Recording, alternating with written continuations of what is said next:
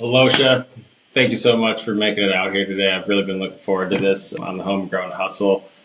How's your morning been, man? Dude, it's been awesome. Yeah? I've been looking forward to this. I'm a little nervous, but I'm also super yeah. excited. We've already talked about that. Yeah, Definitely we've excited. been jamming for a while already. So just to get started, so you were just talking about some coaching, right? Yep. So let's just dive right into that since that's what the topic was. So tell us a little bit more about that coaching, or it sounds more like a mastermind type of group almost that you're in. Yep. So how this whole coaching thing came about, I would say 8 months into our business, things started falling apart. We ran it a little too hard. Things started falling apart, and I needed essentially somebody to kind of help me put it back together. I reached out to a few people, got their ideas and opinions on coaches, if it was worth it. Yeah, I remember you calling me. I called you. Yeah, you and I talked about it for a little bit, and ultimately landed with a gentleman, Dave Ford. Cool. Okay. My idea of what coaching was supposed to be and what it actually is completely different. What is it? So, two questions. What was your idea? Yeah. And then now, like, how do you understand what it really is? Sure. So my idea, it was supposed to be a guy. He was supposed to have all the answers to questions I didn't even have. He was going to fix everything. He was going to tell me what to do, and I would just go do it. You wanted a boss. I wanted a Okay, all right. Okay, that's not how that works apparently. I've come to realize that coaches they're like professional psychologists. Yeah, it's gnarly, right? Yeah, just somebody that I can get on the phone with every single week, cry to, and then have them tell me, "Are you done? Okay, get back to it." We laid out, the things I want to accomplish, and they basically hold me accountable to all those things. Okay. In the midst of everything else that's going on, they're just a constant reminder of what I'm doing and why I'm doing it. So pretty much what I hear you saying is they take the time to help you lay out and say what you want to do. And then not only do they do that, but while you're going down that journey, they remind you of what you said you wanted to do and the strategy you had for how you're going to do it. Is that right? Yeah. Okay. And for me, I was going through all these different things, and I thought it was so unique, so special that all these problems were just happening to me, right? I come to find out that these are all basic problems that every entrepreneur business person goes through, right? It's the same issues, whether you're in insurance, past what I'm doing, right? Mm-hmm. It's just how fast we get there and what we do about it. That's the biggest thing is how you handle it. How we handle it. All right. And as long as somebody tells me that, hey, this isn't crazy, this isn't just happening to you. It's not forever. It's not forever. I think that's important to know. Like, some crap is going on in your business, not forever. Okay, so Alosha. Yeah. So I hate this as an opening question. That's why I didn't start with this. But tell us about Alosha. Who is Alosha? Where'd you come from? How'd you get to where you're at right now? So I have kind of a unique story. I was born and raised in Russia. My two sisters and I were adopted over here back in 2002. I was just turning 9. We were adopted to an incredible family. From there on, I had kind of a difficult time transitioning, coming from over there to here. And this is kind of a big part of my story and how I ended up where I am today, essentially. Let's get into it, dude. I didn't know any of that. So tell me more. Yeah.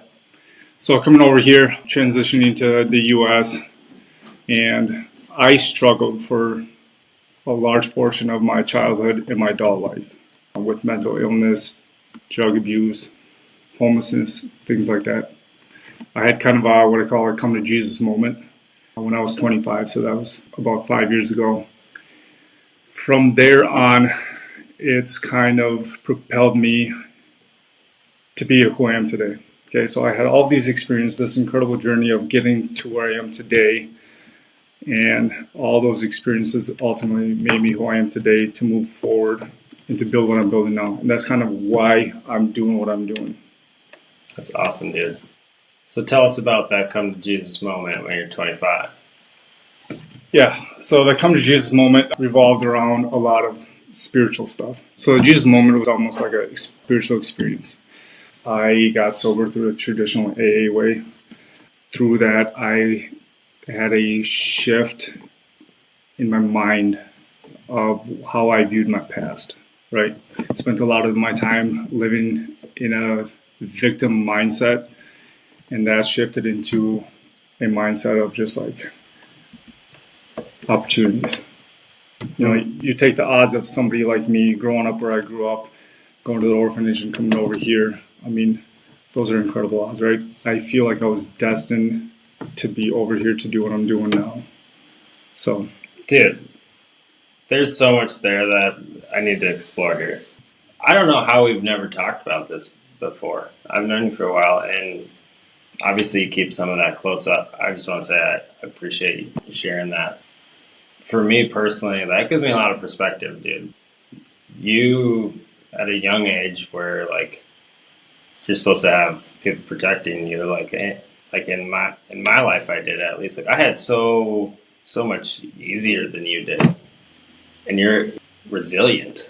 That's kind of what the story you've said so far to me is. So you were in an orphanage until you're 9. You come over to, like, do you remember that, like, coming from the orphan? Like, I'm sure there might be some trauma there, so we don't have to go there if you don't want to. But, like, how do you remember that now?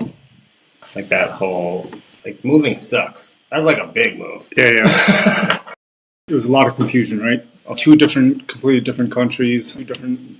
Did you speak English at that point? I did not, no. Oh, wow. Yep. So okay. It was just completely two different countries. Mm-hmm. Coming over here, kind of trying to make sense of that and not being able to. I just kind of went down a path that took a long time to get out of. Mm-hmm.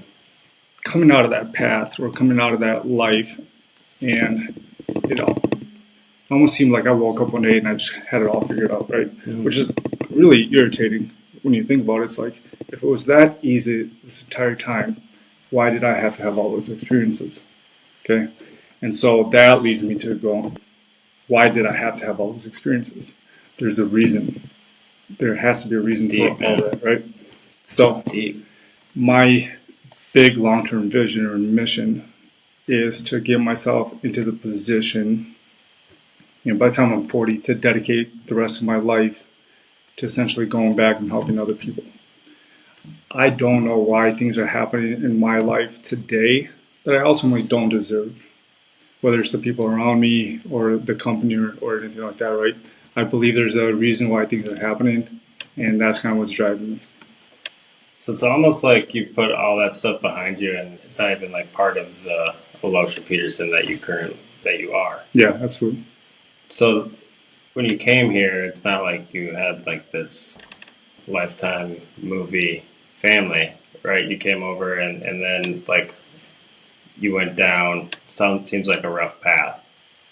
Like, what was there like a thing that like made you like turn from that path? Or like an instance, or was it just the introspection on yourself? Like, I'm trying to understand, like, what were some of those steps you took to go from what seems like the bottom of the deepest valley to like being incredibly successful as a business owner? And like, so I was very fortunate to have an opportunity to pay for some of the consequences, right? Here's what I'm getting at. Just say it, dude. I spent a year in prison. Okay. There's no better place or time. How old were you at that point? 25. Okay. There's no better place or time to sit, reflect, and just figure out what's going on. That was like the biggest blessing in my life. I would argue and say it'd be better if you weren't in prison when you're doing that. But you were in that, you had the space and you were present there. Yes. Right? And the other things that you were doing, whatever activities, you weren't thinking about yourself and what got you there. So if you weren't thinking about that, what were you thinking about? I was reading books. No, before that. Before the books, like before the introspection part. What was I thinking before that? It was, you know, the life that I was part of. It was, You said a victim mindset. yeah, Okay, keep going. yeah, that's what it was, is that somebody wronged me. I was sorry for myself. I'm doing this because of this. I don't want to have feelings. I don't want to have emotions. I want to do all these things to essentially not be present, right? That was the whole mission. So like drugs, alcohol, that type of stuff. So a level of like masking the pain Absolutely. or masking, getting your brain off of thinking about that. Yes. So, and then prison is polarizingly different, where like kind of some of the purpose is that, I think. You're not as. I'm not an expert, but like when you're in there, your life changes, so you have to rethink things, and then it's also like that's a consequence, right, for something else. So, based off of everything that you've said, like born in Russia, in an orphanage there, came over here, then didn't speak English, like all these are all things that you beat, right? Damn, dude, you are one impressive individual, man, and humble too. Because, wow, man, nobody would be surprised for you to have just continued down that path. Like, that would be the expectation. Like, there's all the reasons for why those shitty things that were the circumstances, the hand you were dealt, why those shitty things were a reason why everything else that was happening was okay. That victim mindset. Yeah. And then, like in that space, like people would be like okay with it, right? Like they'd be okay with that being your outcome. And then, like in prison where you have no control, you took control. Sounds like crazy, man. Yeah. Like, tell me about that process, because I'm sure that 1 year, right? Like, there's a lot of there's that mental journey now. Tell me about like what you had to like come to the realizations of, like more like granular thought process. Yeah, sure. So in there was actually a lot about just giving up control. Just I'm not in control anymore. I can't do anything. Okay, I'm stuck in this box. So now I have to feel the feelings that I'm feeling. Now I have to think the thoughts that I'm thinking. Okay, so starts with the feelings. Just being able to sit in those things. Okay, now it's the thoughts. Okay, I have control over these thoughts. All right, now I'm directing my thoughts into different things than The books and stuff. the books and stuff, right? What else? And then just working on myself, right? The routines, waking up, having something to do every single day, going to work a job. Is that where you got jacked too? That's right. Yeah, I had a routine, I had a purpose. I was waking up, I was sober, I was clear-minded. It was a long enough period for me to really start appreciating that, having bigger ideas, bigger thoughts, right? So now I'm in there and I'm dreaming about having a job. I just want a job. I just want to show up So you somewhere. had never had a job before? I worked at Denny's for 2 weeks. I got fired, and then So you're just hustling then? yeah, You're like a real hustler. Okay. I did what I had to. You get money. Yeah. So now I'm in there and I'm dreaming about having a job, having a place to stay that's my own that I can't get kicked out of, right? I'm dreaming about having a driver's license and a car, right? I mean, these are my fantasies. I'm like dreaming about these, like making them real in my head, right? And then halfway through, things are kind of starting to fall in line. Mm-hmm.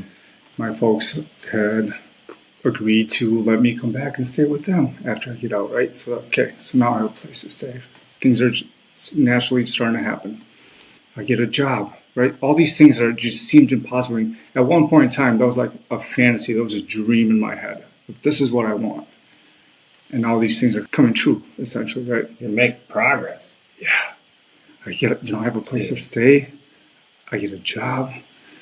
I get a license. You're I get creating a car. all this change in your world where before you were like things were happening to you.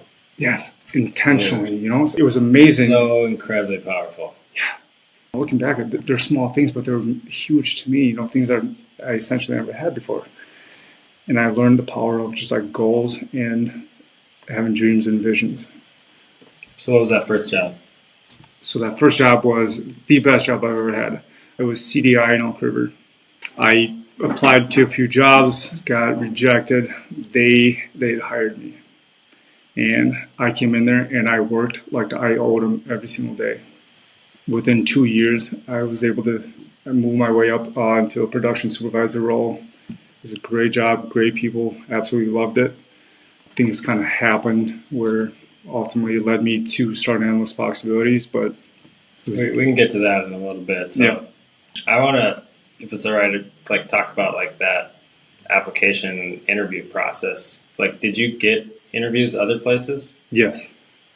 Did you think you would ever get an interview before you got that first company where they're like, yeah, come in and do an interview? Like being that you're coming out of just being incarcerated, like that is a major limitation that like some employers don't even think about it, right? Was that something that was in your mind at that point? Like, I was 25, never really had a job. just came out of prison. Just came out, I don't have a driver's license. My mom has to drive me to work. You know what I mean? So my mom's driving me to these interviews.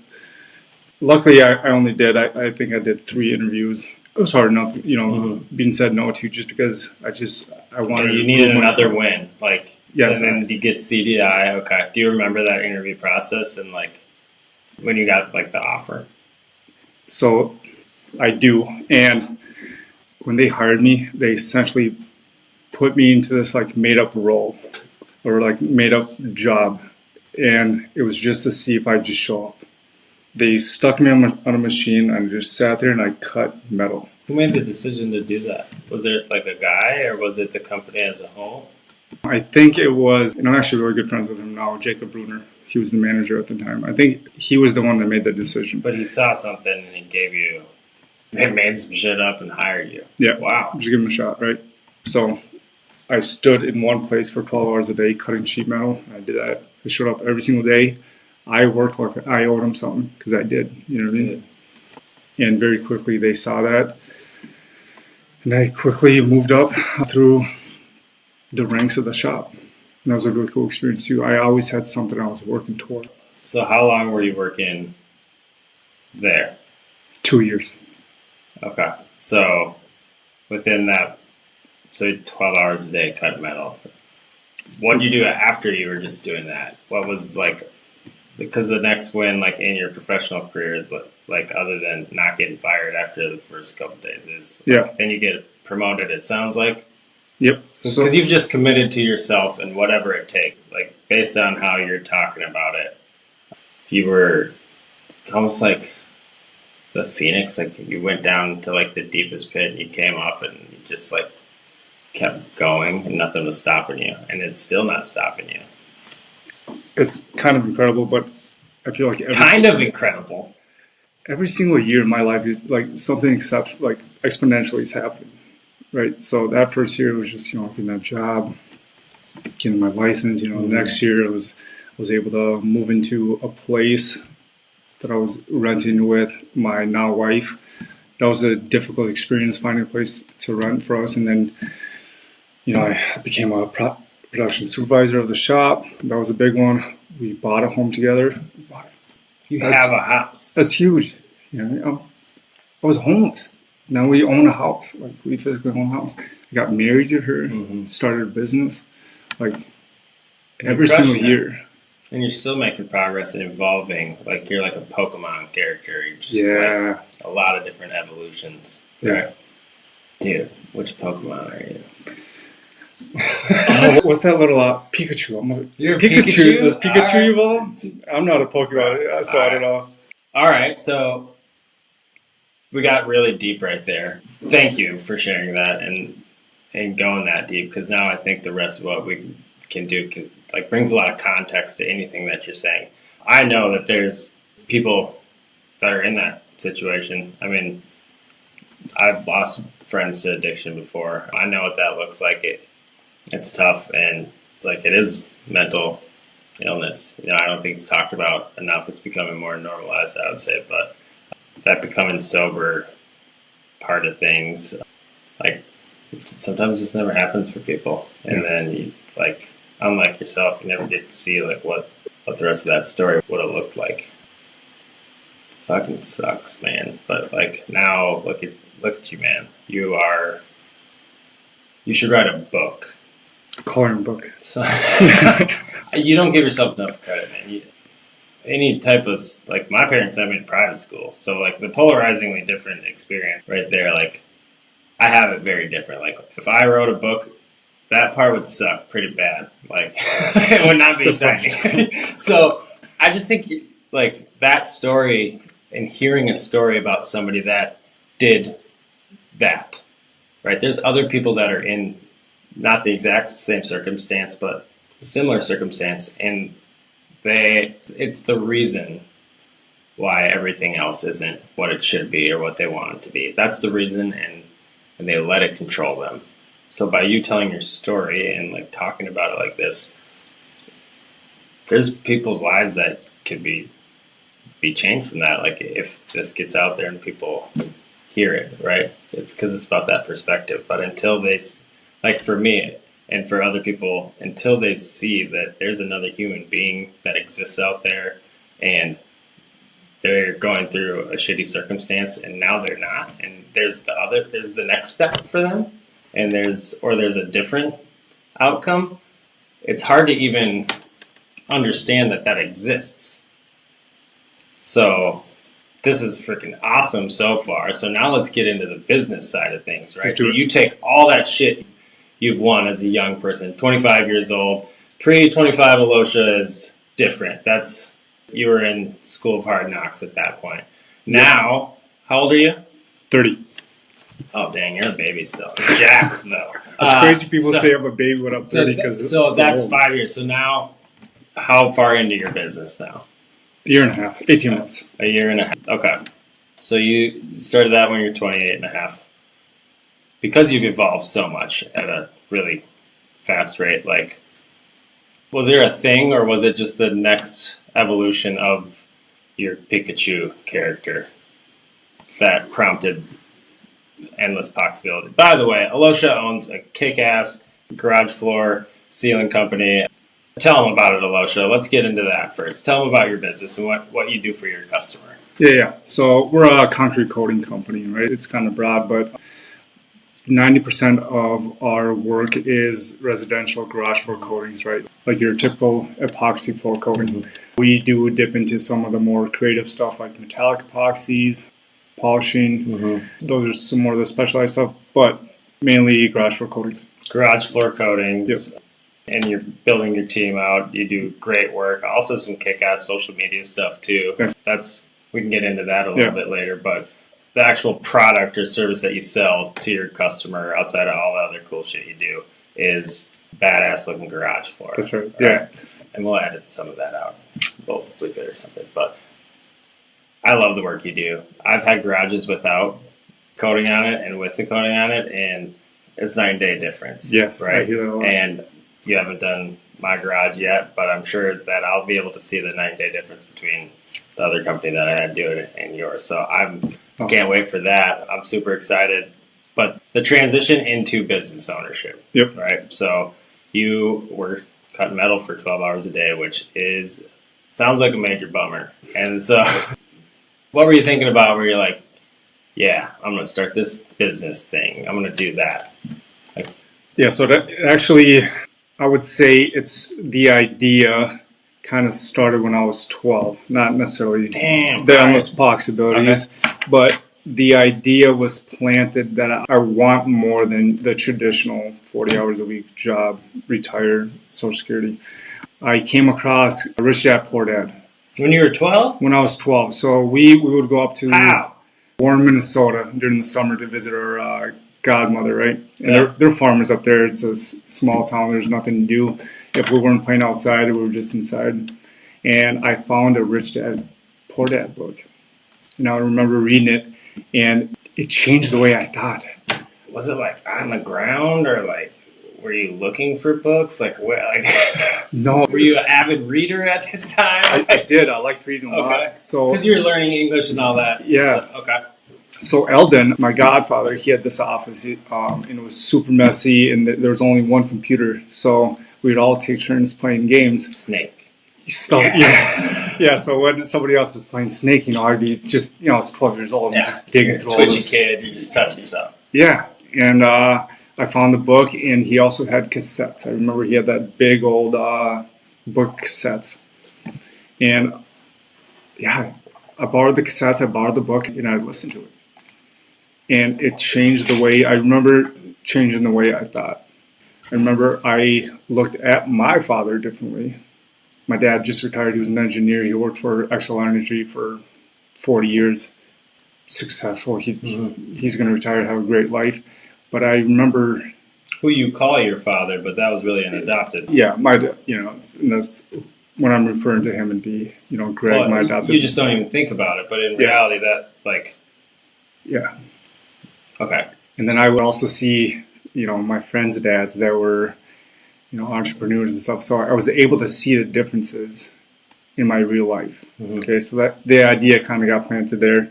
And then growing up, I was always interested in business books, self-development books like that. So that kind of progressed into that.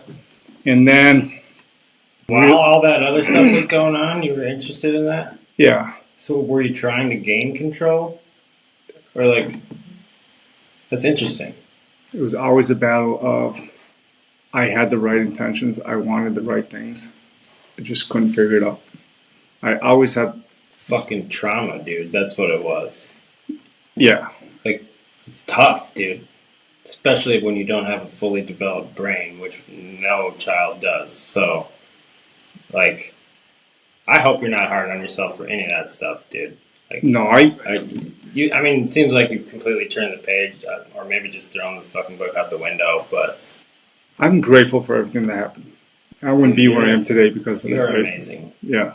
So, I am grateful. I think great things are going to happen because of those experiences. They already are. It sounds like you're right in the middle of a super cool story, man. Yeah. I cannot wait to see. You're only 30? You got soul wisdom, bro. Only 30, that's old. And you got so much time too. Yeah. So I'm 33, so I'm a little bit older. We got so much time. Yeah, absolutely. And that's exciting. So let's talk about some cool stuff then, man. So, first of all, circle back. You actually read the entire Rich Dad, Poor Dad when you were 12? Oh, yeah. Were you good in school? Did you have good grades and stuff? Yes. Good in school. That even matters. Yes, I was that. I had an easy time at school. Same thing, didn't apply myself. You're just smart. I was very interested in different things. So, I wasn't a super smart person, but I took interest in a lot of things. Yeah. I just didn't really apply myself. Didn't turn your homework in? Stuff like that, right? I'd wait, take the test, get that 70, 80 on the test, and pass the class. Yeah, so most people say you're just really smart. Lazy. That's what I want. Yeah, lazy. Okay. Yeah. So, obviously highly intelligent, obviously a lot of persistence. So, on the self-development, you were working on yourself while you're battling all that mentally. That mental battle, we all have a different type of mental battle. It's just different things that are what the framework of our thoughts are, because those are experiences and the knowledge that we have. Yours was just really different. So yeah, that battle is tough, man. And it sounds like there's different things that you use to maybe not have the battle. And Evan knows I've found my outlets in different ways too. So you get to the point. Let's fast forward back to starting your business. Yep. So 12 hours a day. This is not a very coherent dialogue, but I'm trying to get some context to everything that we're talking about here. So I hope this is. Yeah. I hope I'm not making you impatient with a bunch of crazy questions. No, here. No, you're not. Okay, No. Good. So 28 and a half. What's the first thing you do when you're starting a business? Because that was the original question, and then you went and dropped that. Oh, I read Rich Dad, Poor Dad when I was 12. And I got distracted. So the way it happened was, so that experience happened, right? So I always have in the back of my mind that, I want something more. And then I get this job at CDI. It's an incredible job. It's a great place. I'm not even thinking about starting my own anything, right? I have this idea that I'm going to work at CDI and invest in real estate, right? So Because of Rich Dad Poor Dad, that was your idea? yeah, Okay. right. So that's kind of how I was going to find my So you freedom. started saving money then? Yes. Okay. Started listening to podcasts, Bigger Pockets. Started listening to all the books and stuff like that. That was the original path. It's just the real estate stuff. Mm-hmm. And then COVID happens. Bummer. So the way it all worked out, there was about 4 or 5 month period where I thought I was going to lose my job. And I was on Facebook and all these community pages. Were you able to work still, or like it was still that question mark of we don't know what's going to happen? Oh, we were able to work. Okay. Yeah. I was going to say that I feel like there's not a lot of interaction. You're just cutting metal. Like you can keep 6 feet pretty easy. Yeah. No. But you didn't know if the business was going to sustain. Exactly. That's scary. You know, I live in Otsego, and I kept seeing on that Otsego bulletin board, it's like, I'm looking for somebody to mow up my lawn, or I'm looking for somebody to do this, all these small little tasks. And I said, you know what? I can do things. I can do things. I'm just going. I'm on there, and I'm like painting somebody's like laundry room. I don't know how to paint. People are looking for stump grinding. I go around the stump grinder, you know, start grinding stumps. Thought you were going to lose your job. Started doing things. Right? Yeah. So you were a painter. That was your first business. Then you were something with a fence. No, these are all just like things that I'm like trying, right? Somebody everyone's trying. They're at home. They're like, I got a bunch of random stuff I want to do, but I'm lazy. Anybody not lazy want to do this? Yeah. And you were the not lazy guy. Okay. Yeah. So we're still working. You know, we had 6-7 hours at the job, and I'd go out and I would just do these random jobs, right? And took on a big landscaping project that took me 2 months. Lost a bunch of money on that. I didn't know what I was doing. Just saying yes to things. Just saying yes to things. And I didn't make money on anything. I lost money doing all those things.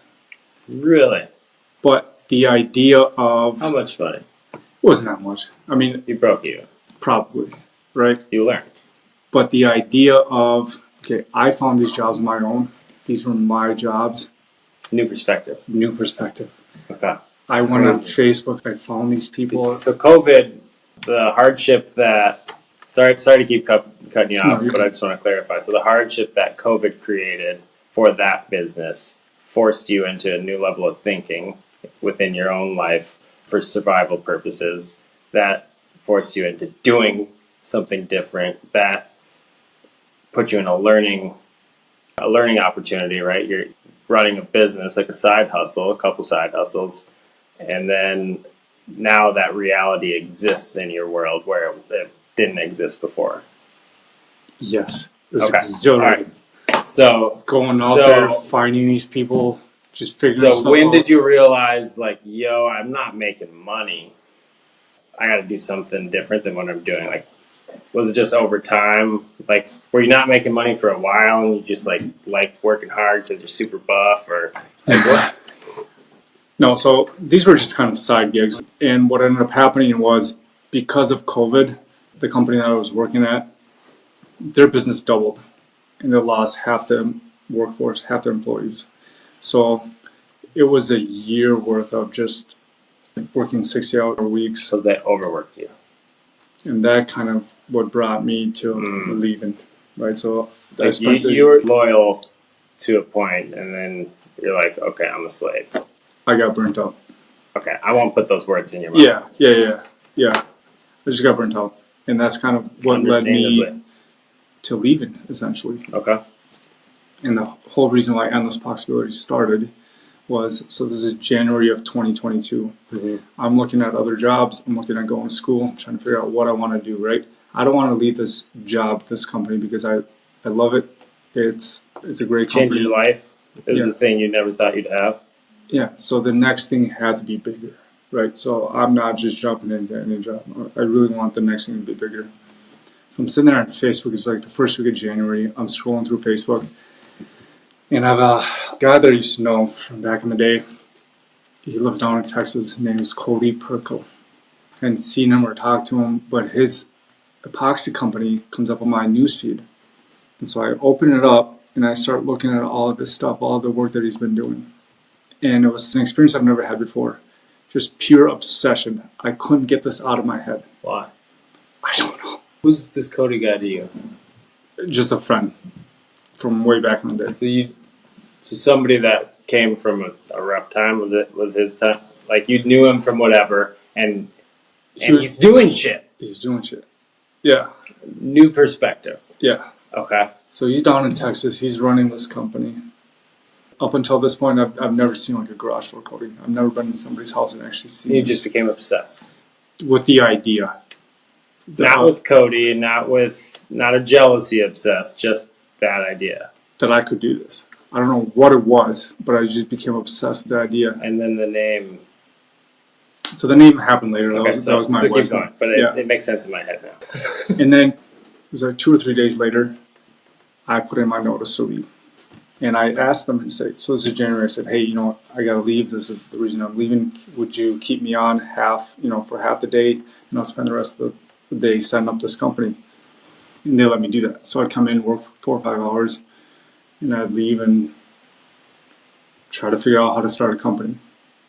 So from January to February. They gave you the nod on that? Oh, yeah. Yeah. You tell these people thank you ever? Yeah. Oh, yeah. Good, man. Absolutely. I'm still very good friends with the manager. Shout out to just good human beings. He's all right. If he's listening, he's all right. He's I don't mean it. Okay, so you got you went part-time. Yep. Right, part-time into not endless Poxybilities, but like, I think you just said, quote, figuring this business thing out. Yeah. Okay. Yeah. Let's talk about that. Dude, this is so good. I'm having so much fun right now. So the first thing I have to figure out is how to actually do it. How to find where do I buy these products? What equipment do I need? I mean, there's so many questions that I have.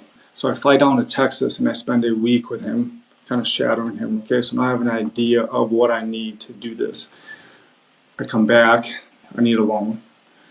Okay, so that wasn't as easy of a process as I thought it was going to be. So went through that whole process of creating a business plan. You know, I had somebody help me with that, create a business plan, projections, got a loan, bought the equipment, found a supplier. Mind you, all these things are just kind of falling in place. No, they're not, dude. You went and did it. They were just, it was, whenever I needed something, it just kind of, it happened. It was amazing. Manifested it. It was incredible. So there's this crazy thing. The harder you work, the luckier you get. Yeah. I think that okay, keep going. I gotta stop cutting you off. No, you're good. It was just like manifesting. And January, April, I found 2 of my buddies, or one of my best friend and my wife's friend. I recruited them on. I said, hey, I'm going to try this thing. Can you guys come on and just keep it hell with me? That was still January of the same year? No, so that was close to February, April, or February, March. You learned all of that in 2.5 months.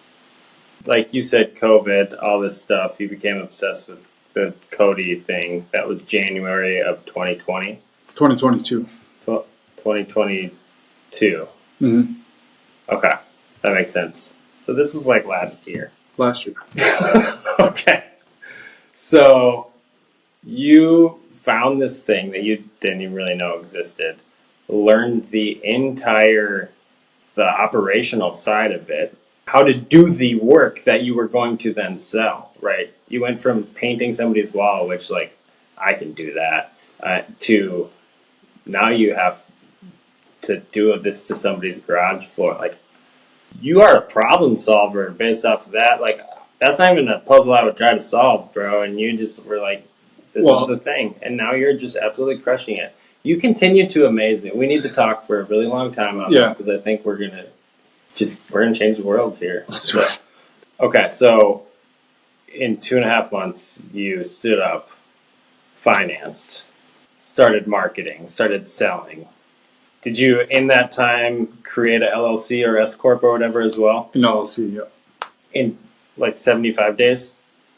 Yeah, I think I went on Zen Business or something. Dude, there are so many people in the entire world that have so many excuses for why they can't do one of those things. Yeah. In 75 days, 100 days, 500 days. You did them all in that amount of time. There are so many human beings that exist in this world that want to run a business and they don't because they don't do any of that shit. And there's no excuses. You have all the excuses. You are the one that should have all the excuses to not do one of those things. And you did them all, dude. It's the burn the boat mentality. What do you mean? Burn the boat. Just, for me, putting that 4-month notice in was there's no turning back.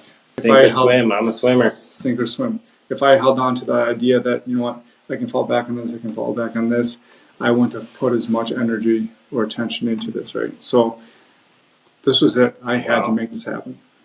Wow. Yeah. All right. So, and you recruited people, it sounds like, too. Now, The best people. The absolute best people. Without these people, we wouldn't be where we are today. It's just not possible. Tell me more. Let's talk about them. Yeah, so it was Micah and Noah were the first 2 people that came on. They took a chance. They took a risk of coming into this, and they figured, the production side, they figured it out with me, right? It wasn't just me. So that you had some co-pilots in the learning process. Yeah, absolutely.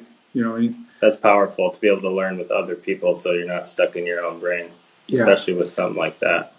And they showed up every single day, figuring it out with me, right? It would have been a very different experience had I showed up every single day and had to figure out myself and then bring it back to them, right?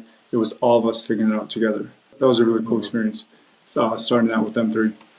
And dude, I don't know how else to say this, but since then, it's just been holding on.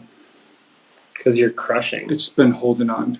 Just because things are just happening. And things are just happening. I'm telling you. No. You are the maker of happenings in your world. You've turned your life around, and you are such an inspirational guy. Like, you need to tell your story more. You do. I don't know if anyone's told you that. I don't know how you feel about that. I really don't care at this point because I am so incredibly grateful. I don't know how long we've been talking, but that we've got to this point. And we've only touched on the business part of it. And I think as I'm saying this, like, the business part is part of our lives, right, as business owners. But it's not the most important thing, right? All that other stuff, the human being, the things you go through, like, that leads to the decision making and the thought processes we have as a business owner. So through understanding those things about ourselves, it empowers us in our business, right? For that smaller percentage of our lives that is our business. So absolutely. Sorry, I'll get off my soapbox now. So you do all that in an incredibly fast amount of time. Hired some awesome people. My guess is if they know anything about you, like what we just talked about, it wasn't taking a chance. They knew that the horse they were going with was a winner because they've seen the track record, right? Yeah. So probably an easy decision for them if they knew you and your pedigree. And then, so within that so let's go to 6 months now, right? So from, dude, this timeline is like 1 year and you've done a lot of stuff. I thought this company had been open longer than that. So 75 days. Tell me about your first job. Tell me about that first job, the first garage. Do you have a picture of it? Yes. You got to send me that. Okay. Okay, so the first job, Micah and Noah actually couldn't make it. For some reason, both of those guys couldn't make it. So it was my dad and my wife. We're out there in St. Paul. It's the 1st of April. That was the goal, just kick off 1st of April. It was still snowing. It was like raining. It was freezing. And these coatings are incredibly moisture sensitive. Science. Yeah. So there's like no gutters on this house. Like worst case scenario. And this garage was like the worst garage ever. Super beat up, super pitted. I have no idea what the hell. I did a 2-day training class. I had the idea of how to do things, but I've never done it. You know what I mean? Nobody has. So we're in there and just kind of trying to figure it out. Luckily, this was an Airbnb house, so nobody actually lived there. It was, they had the floor coated so they can put a ping pong table out there. So it wasn't like somebody was driving in and out of there and looking at it every single day. How did you get the lead? How did you On Facebook. That's the only thing I knew how to do. So shout out to Facebook. Good job, Mark. Yeah. I didn't know how to run ads or anything, so I was just going to these community pages and I was just blasting it everywhere. I think the first like 3 or 4 jobs, that's how we got it, just off community pages. So yeah, Just falling into place. just got into place. I got those little weird jobs, painting and stump grinding on Facebook. So that's just what I went and did. Okay. It So worked first before. lead, Airbnb, make this person's out. So you learn a lot through that process again. The Yeah. burn the boat situation, like you're in it, gotta figure it out. Was the customer happy at the end? We got paid. You got paid? They weren't happy? No, we got paid, right? So that's like, I don't know if they're happy or not, but we got paid. Not the right way to think about it, but Not ideal. So not ideal. what was the next evolution like?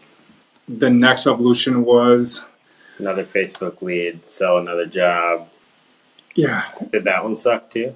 they started getting better. Less right? sucky. Less sucky. And now we all kind of came together. We all kind of brainstormed how to do these jobs, make them easier, make them better. And then we did some door knocking. We did some canvassing. That was an incredible experience. Why? Why'd you do that? Canvassing? You went from Facebook, success with Facebook. It wasn't, no, I mean, Well, that was your lead source, right? So I'm thinking from a marketing standpoint, you made a strategic decision to do door-to-door marketing and sales, which is what door knocking yeah. is. Why? What was going on in your business at that point? I mean, this is like a week or 2 into it. You know what I mean? Okay. I thought you were going to say a week or 2 ago. I was like, No.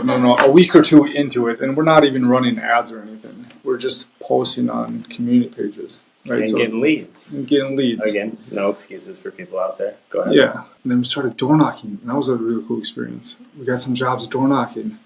And then we figured out how to boost posts. Started getting Dude, you're just jobs learning off that, every you know? day. Like, you have this incredible propensity to learn and apply like that. Yeah. Dude, you are going to go pinky in the brain on us and take over the world if you keep going. You got way lots of life ahead. Okay. So you're learning all this stuff. And at 6 months, nobody quit. Business wasn't out. No. Right? But within that period of time, there's a seasonal change, right? Now you're hitting the clip of the summer. Yeah. Right? So I may be wrong here, but that's like you're going all out at that point. That's when you get money, right? Yeah. Okay. So that first 8 months, we didn't make any money. Yeah. It was. Are you making money now? We're making money now. Okay, good. Yeah. Sweet. Yeah. We kind of got things dialed in, but I look back at our P&L for the first 8 months, and it's like, I think we spent more material that year than we did on this year. I don't know if we were just like throwing it away or what we're doing, but clearly not understanding how to use the products and stuff like that. So we hit kind of a pinnacle point in November. Okay. Jobs are coming in, or leads are coming in, jobs are being sold. It's 1 truck, 1 trailer. There's 4 of us total, working 5, 6, 7 days a week, all summer long, right? We're in a rhythm where we're just driving. It seemed pretty exciting at the time, but it was burning everybody up. Exhausting. And then I got to the point where I wasn't having fun anymore, being a firefighter, juggling things, right? Then things started falling apart. And that ultimately, because of that experience, created processes, we created systems, we started delegating stuff. I would say we had an easier time this year with 2 trucks than we did that first year, with me being involved in doing everything. That was miserable. Right, so that was the huge wake-up call that first year in November of the E-Myth, right? I listened to the E-Myth, and it was just like changed everything for me. Rented a cabin up north, got everything down on a couple pieces of paper, just simplified things, created systems and processes, and then we've had a great year this year because of it. And because of you and your team. Yeah. So you said year 1, you were involved in everything. You weren't happy. You got burnt out, which seems like a trend that I want to circle back to. Why'd you distance yourself and let that all run and you be separate from it? Did you have a new level of trust? Did your guys say, yo, stop micromanaging us, go do something else? Like, when did that? Because that's another micro evolution within the gajillion evolutions you've had in your business. So that part was actually pretty easy. So right from the start, we were very intentional on what we were going to do. It wasn't going to be a me show. Right from the start, we discussed the idea of what we wanted the company to look like. We pulled up another company's website that's in our area. Market research. Yep. We went, they have an org chart of their company on their website. We said, okay, this is what we're going to do. This is who we're going to be. This is what we're going to do. These are all the employees we're going to have. So that is something that a lot of businesses that are growing and don't know the next step, that's a huge thing that you can do. If you don't know what to look like, you find a company that looks like something that you might be okay looking like, and then you morph into that. Yes. Right? And that's what you did. Yes. Right? So what did that structure look like? So that structure looked like, High level. We don't have to get deep into it, but yeah, sales department, production department, like a corporate department, right? Different departments. We built our company. I wanted to be a company, not just a one-man pony show. I didn't want to be doing this 10 years from now. And the guys that started this with me, that was their incentive, motivation. Help me build this and be a part of this. You know what I mean? Help me figure this out. A year or two, you're not on the floor anymore doing this. You're helping me build this company. So we had that vision right from the start. So a crew lead, Micah moved up in a crew lead after a couple months. That allowed me to get off the floor some of the times. Did you hire somebody else, or you just made up a new title? Like, did you go from 3 to 4 or 4 to 5, or did you just change Micah's title and give him more accountability? Micah went up into the crew lead position, and we hired somebody else. Okay. Yep. So now there's 4 of us total. And then forward into this year, Noah went into a full-time sales position. Micah and that other guy that we hired the year before, they became the crew leads. We hired an admin. The people that are coming on, they're essentially just getting trained and then getting their own trucks. So do you make decisions fast? Would you say that about yourself? Day-to-day decisions pretty fast. I think that the vision and just kind of where we're going, that's kind of I'm always thinking about it. It's a continuous thing. Okay. So do you think the speed at which you can make decisions day to day has helped you in your business? Absolutely. Yes. In what ways? In what ways would you advocate for speed in business? I think being conscious of all the different experiences that you have, problem solving different things, and making quick decisions. Like a gut. It just allows you to deal with it and move on. Know, like the whole know thyself. I don't, some smart guy said that. I'm pretty sure it's like Socrates or something, but you know yourself well. That's what you just said. Know yourself well and make decisions off of that. Don't overthink that part. Yeah, and one thing that I stress to everybody else is make your own decisions. Here's the only thing that I ask is have a reason why you made that decision. If you drive into somebody's house and I ask you what the heck happened and you have a reason for why you decided to drive into the house, okay, that's fine. It was probably the wrong decision, wrong reason, but at least you have a reason. As long as I have a reason for making the decision that I'm making, it might be the wrong one, but we can fix it later on. Big on just having a reason, just thinking about things, and just having a reason before doing it. You got a lot going on in that head of yours, man. So now you're growing. You've got how many? So right now, as you and I are sitting here talking, what's your business look like? Yeah, so right now we have 2 trucks, 5 installers, salesperson and admin, and then we're going to be bringing on and setting up a 3rd truck come this March. Okay. So with the crew that you have, how many regular residential garage floors can you do? Is it a day, 2 days? I know the big clean your garage out is a pain in the butt for a homeowners. Yeah. So the crew you have, how many jobs are you cranking out? It's a 1 job a day. 1 job a day. So you got 2 trucks. Yep. So 2 jobs a day. Correct. 10 jobs a week. Yep. 52 weeks. 520 jobs. Well, the winter slowed down, right? With a little bit of wiggle room, right? Yeah. So let's say 450. We finished out with 300 jobs this year. We will. A little over 300.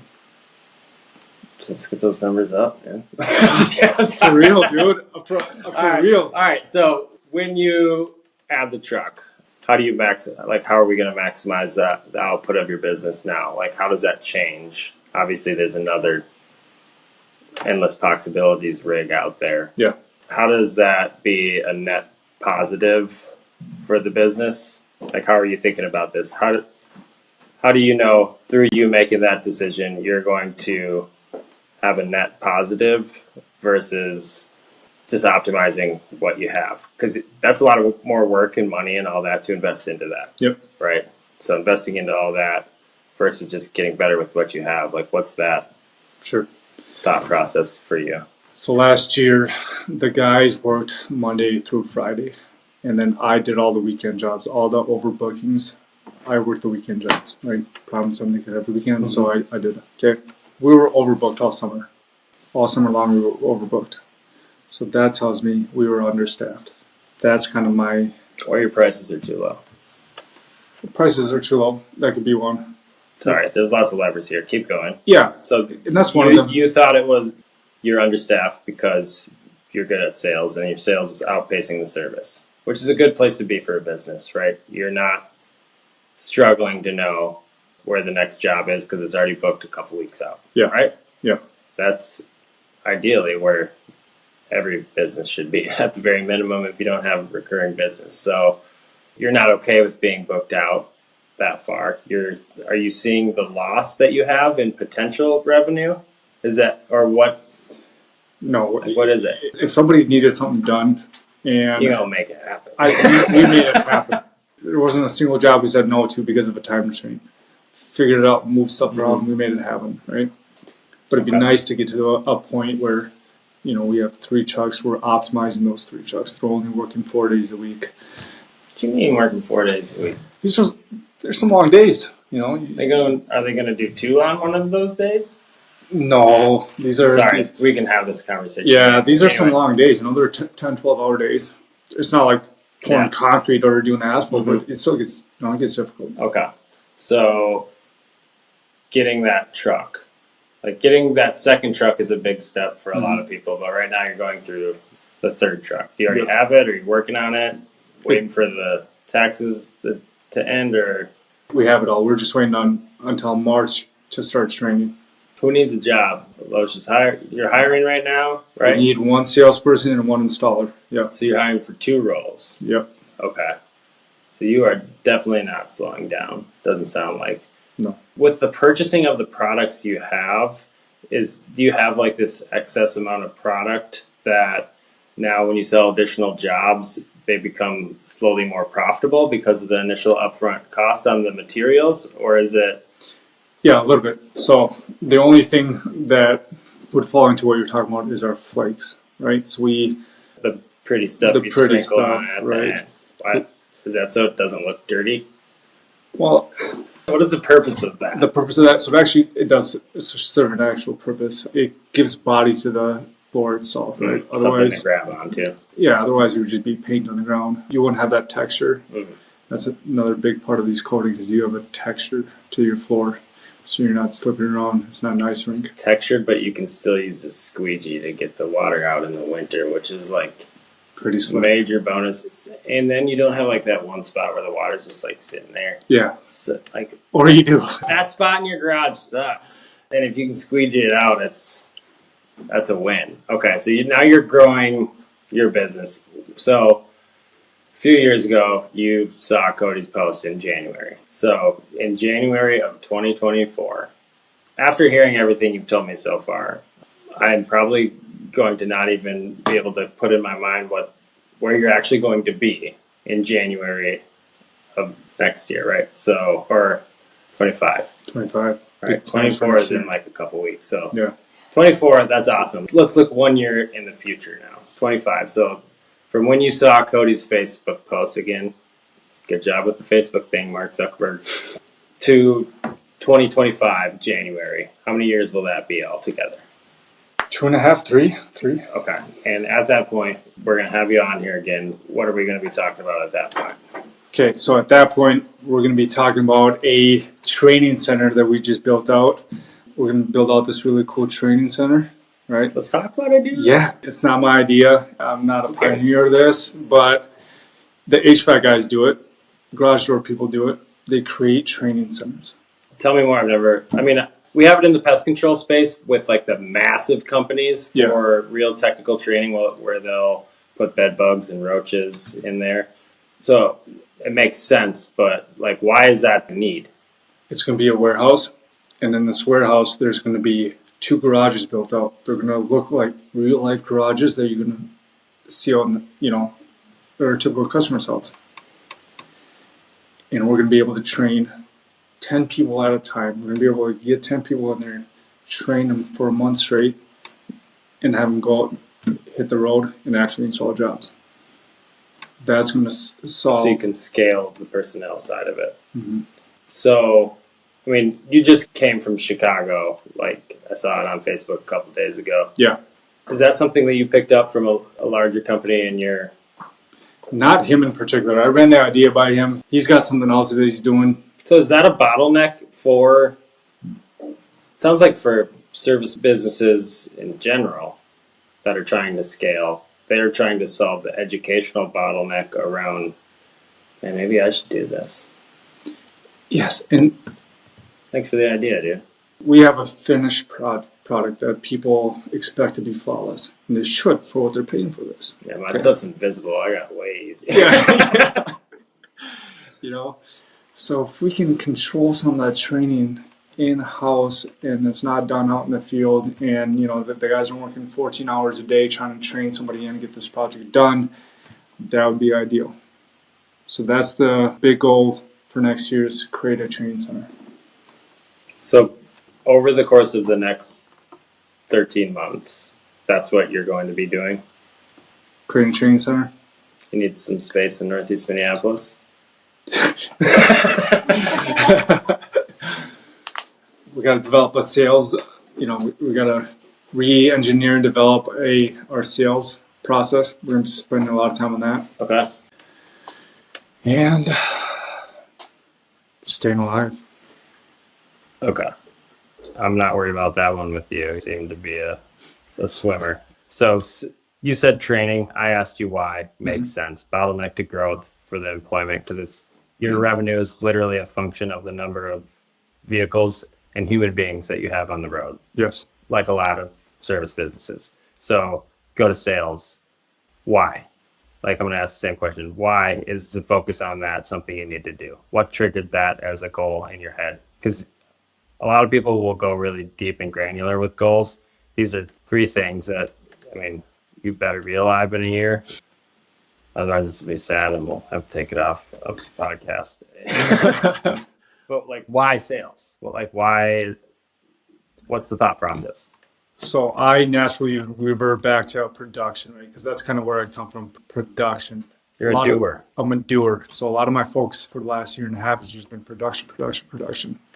We have finally got that we've got it dialed in. We've got a good thing going on the production side.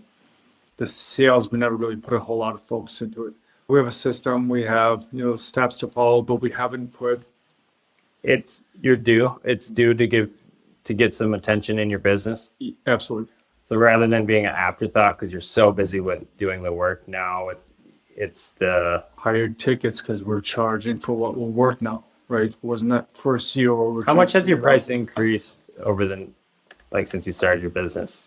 20%. We got to do that again. So was it incremental? Was it all at once? Was it, we're wasting money, I can't not charge more for it? Or were you just realizing, hey, we're worth more than that? We're worth more. Is that kind of where you were at? We started out really cheap, and I remember that first summer, the guys said, we got to raise our prices. And I waited probably a month or 2 before raising the prices because they kept saying, we're not there yet. We're not going to charge. I had a standard I wanted to hit first, quality. So you weren't comfortable charging the customer that because you didn't think... Whether that's true or not. You didn't think it was worth it. Yeah, whether that's true or not, I don't know. This is just what I've... But your moral compass. With the limited amount of knowledge I had, I said, we're not going to do that until we can do this consistently. So you just are a good human being doing right by people. And we did. We got that quality up. I was comfortable charging more. We started charging more. Okay, so bringing focus to sales. Yep. So with your coach that you're working with, is that something that you're talking about with them? Or did that, because you're very, now business owners have a goal that they've even thought about at this point. you've got the goals dialed in. Is that because of the coach, or are you a guy that this time of year you always kind of have, you go through that, okay, it's like a refreshing process with the new year? Like, is it both? Is it one or the other? Is it none of those things? So last year, I think I did it accidentally when I went, I read that E-Myth and I went up to the cabin and just kind of get my thoughts in order. I did it accidentally. When I went up there, I just kind of went through that whole process. And then, so last year, created those goals, executed on them this year. So it was a powerful experience. So now we went up and did that again. Went up to the cabin. Same cabin? Different cabin. Okay. There's more people involved in this. We did some financial planning, looked at it last year. Now we're actually looking deep dive. Got a benchmark, right? You're looking Yes. at the previous year. There's numbers there, actual data, not all these question marks, which in math, which is what we do in business. Yep. Question marks make the problem harder. Absolutely. It's so much harder. So having at least something to get you within like a couple points of the number you should be at, Yep. it helps. Yeah. Okay, so you have this reference from the previous year, right? Are you happy with the previous year? Yes, I'm thrilled. We did everything we set out to do. I'm ecstatic, right? Let's set some big goals here today, dude. Yeah. You're not a guy that comes short, so let's blow it up. Yeah. So what are we going to do for sales? For sales, on paper, was 1.574. However, this year, so 2024 was top line revenue, right? That's all we focused on. Made some bad decisions because of that. Or not bad decisions. Learned a lot by being too top line focused. Okay. Now this year is going to be bottom line focused, bottom line, right? So we're going to do that 1.5 with a 20%. 1.5 million in your first year? No, 1.1 in our first, or 2024 was 1.1, and then next year will be 1.5. You did 1.1 in your first year. First full year, yeah. Yeah, it was incredible. The fuck, dude? Yeah. And on paper, it was supposed to be 800. You're a freak, bro. You are. There's a lot more. No, bro, you gotta understand reality. Like when it comes to other human beings, you're like a Super Saiyan. You're a Pokemon. You're like all these things from my childhood coming up, man. I'm just so incredibly inspired, and also like really grateful for the circumstances that I have. Right, makes me really realize I got no excuses for anything I don't achieve, and it makes me think about like just not because I'm like comparing myself to you, although I am incredibly competitive. But I guess my question is like, is 1.5, is that enough? Like if you set it higher, why wouldn't you hit that other number? Because we're going to be integrating two key roles this year, a manager and a production supervisor. So because of those big additions, everything needs to stay under control. If we put it at 1.8, 1.9, I'm going to chase after it. I'm going to do it. And it's going to put everything else. So you're not going to be happy. You're going to burn out. And that's the thing I wanted to circle back to anyway. Yeah. Yeah. So this year is about being under control, not getting overbooked, raising our prices, bringing in those two key positions and having the time to bring them in, let them figure out their roles and get comfortable in them. Okay. So you're going to add those couple people there. So let's just go to your first year. Like, what are some of the things that you learned in that first year about business that now you have some advice you can give to some other people that aren't in their first year or just starting? Like, you learned fast AF. I don't know why I shortened it right there because I've been cussing this entire conversation. But so you let other people take advantage of how fast you learn and apply, because now you have an experience. So what are some pieces of advice you'd give to business owners that are in that first year? The first thing to do is network. Get around people that have been doing this they could be doing this a day longer, and you just get around other people, other business owners. Okay. That was the best thing that could have ever happened to me, was joining the B9 group. Happened to you again, that whole thing. Man, Okay. that was incredible. Yeah. Get around a networking group to get around other people. There's a lot of people out there that know a lot of things that are willing to, and they want to help. Okay. So that's the first thing. And the other thing is create processes right from the start. It's cool. It's fun to shoot from the hip, wake up, and just just do whatever every single day and make it happen and be the hero of every single day. But it's not cool for the people around you. The chaos, the uncertainty of everything is it's not a good time for them, right? My employees would probably agree with you there. I enjoyed it. You know what I mean? Just Because you're a mover, you're a doer. Like any problem isn't a problem because you're still moving forward, right? That's Or it. In Yeah. reality, like people have other things in their day and it's just work. Yeah. We as business owners can't make what we care about, and it's so easy for us Yeah. to be the same burden our employees carry. If we're going to be good bosses, good Absolutely. business owners with people that stick around. yes, So you're all of those things and so much more. So you're regulating that part of it, right? the chaos, regulate the chaos. Yeah. Right. Regulated chaos. Like there's something to that in business. Because if it's under too much control, I think one of the first conversations we had, I was like, why don't you like figure some way out to do more than that many jobs if you already booked out like 6 months? So I don't like the fact that within a period of time, I can't take whatever's on the books and make it bigger. Right? Like if within 3 months, if I already know exactly how much revenue I'm going to make there, I don't like that. Like I want to be able to push that up all the time from an operational standpoint. Yep. Is that how you think too?